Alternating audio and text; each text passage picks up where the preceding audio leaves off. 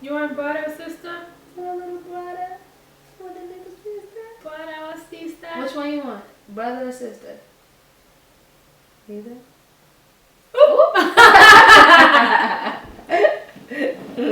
Alright.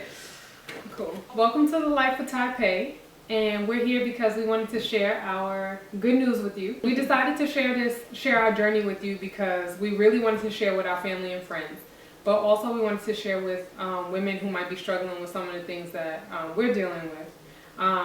First of all, we're a lesbian couple trying to conceive. That's number one. Secondly, I was diagnosed with stage 4 endometriosis in 2009. I've since had 2 surgeries, the laparoscopic and an excision surgery.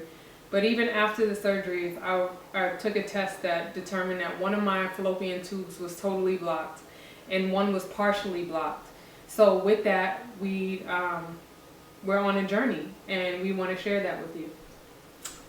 Yes, it's very exciting, and over the last few months we've done quite a bit of research. We researched doctors, the process of inseminating or IVF.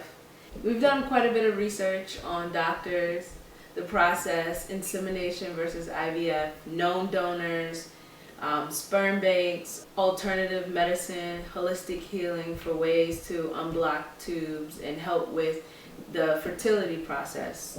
Just making sure that her body is in its most optimal shape to try to conceive. Exactly. So we just wanted to share, like she said, with our family and friends, but also women out there who also may have endometriosis, lesbian couples, people who are interested in holistic healing, or, you know, anyone who just comes across this video and is like, oh, that's interesting. Mm-hmm. Welcome. Yeah, we found that in doing our own research, we found that there's information out there, but it's all over the place.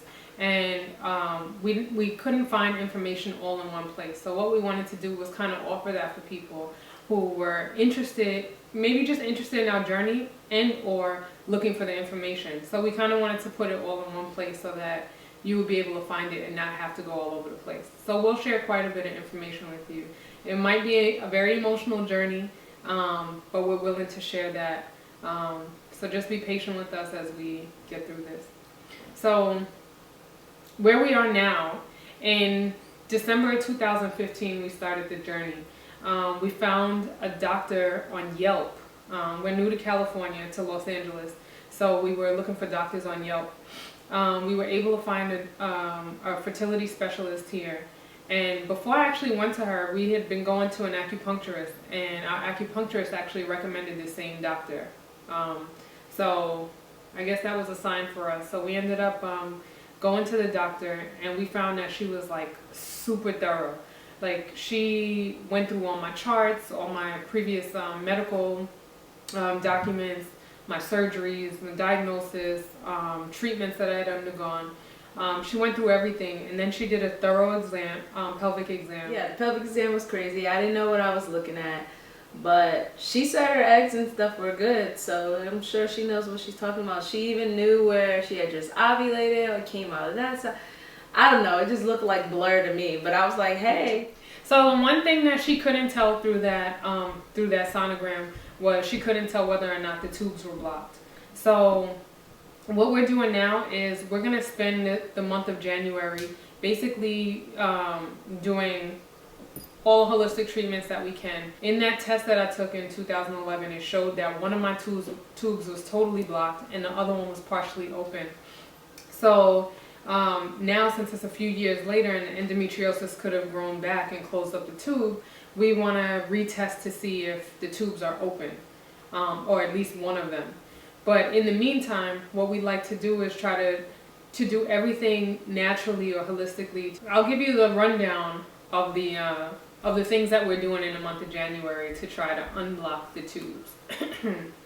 We are doing acupuncture, Chinese herbs, vitamins, essential oils, fertility massages, castor oil therapies, liver cleanses. We're doing healthy eating. We'll talk about it in other videos. We'll kind of like break it down so that we'll explain each one of those and the benefits and actually how to do those things. and which vitamins we're taking, which herbs we're taking. We'll go through all of those in details in later videos, but it's a process. But we're dedicated to this process, and we've been doing it for a few weeks now, and plan on continue doing it through February until we go take the test. So in February we'll go and take the HSG test. And if that turns out good, then March we are doing the blood work, making sure her hormones are good, and kind of monitoring. If that turns out good in February, we're gonna start finding a donor. We gotta start the donor search. For real. We've been looking. I think we need to make sure that the hormones are good and that everything is gonna flow right? I mean, we can't find a donor. But we can at least start looking. We gotta start looking seriously. Because, so we'll explain the donor search later on, but basically when you're going through a bank, which we've decided to do, and we'll explain why later, but when you go through a bank, you have to, you can pay like a subscription basically, and you're able to see more of a profile than just what they give you initially. So they'll give you an opportunity to see pictures of the donors and stuff like that, and get a more in-depth profile on them. So in February, we should start that, because we don't want to wait till last minute and then just choose somebody. Okay. So February we'll start looking for a donor. We'll start looking for a donor, and she's getting blood work done in March. The blood work is in March. Okay, she's right. So no, definitely not. Yeah. Okay. That's not a part of this post. It's a very tedious process, but it's worth it in the end, of course. So how do you feel about the process? I'm really excited about the process, like super excited. This is something that I wanted for a long time, and I'm really excited about sharing this process with my boo, my baby, my love. Mm-hmm. Yeah, girl. Yeah, I'm excited. Oh, babe, we gotta. I'm excited about sharing the process with you. But I will say that I am super anxious. I'm not as stressed as I thought that I would be at the idea of going through this process, but I am very anxious. And so yeah. How do you feel? Oh man, mix of things. I'm excited. One, I've learned a lot. Mm-hmm. I've grown a lot. I've learned a lot, and I'm excited. I'm nervous. You know, one thing that people ask me a lot is like, "Oh, well, why don't you carry?" It's two women. It's just like she really wants to carry.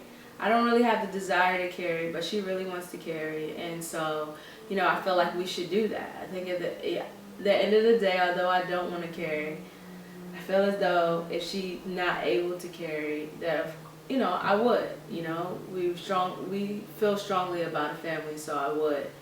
So kind of in that aspect, I'm a little nervous too, because I'm like, she might have a baby. Oh goodness. So, but overall, right now in this moment where we are, and you know, just focusing on her, I'm very excited. Alrighty. That's really our process, and we just really wanted to welcome you guys and hope that you stay with us for our journey. And it will be a journey, and there'll be probably some highs and lows and curves and twists and turns along the way, but I think that it's important to really share that and let you guys see the process. Bless you, baby. See the process from start to end. So with that, wish us luck, and please, yes, positive vibes, a lot of positive energy our way. Please, prayers, anything you can send us that's positive. Please do that, because we can use that. Definitely. Mm-hmm.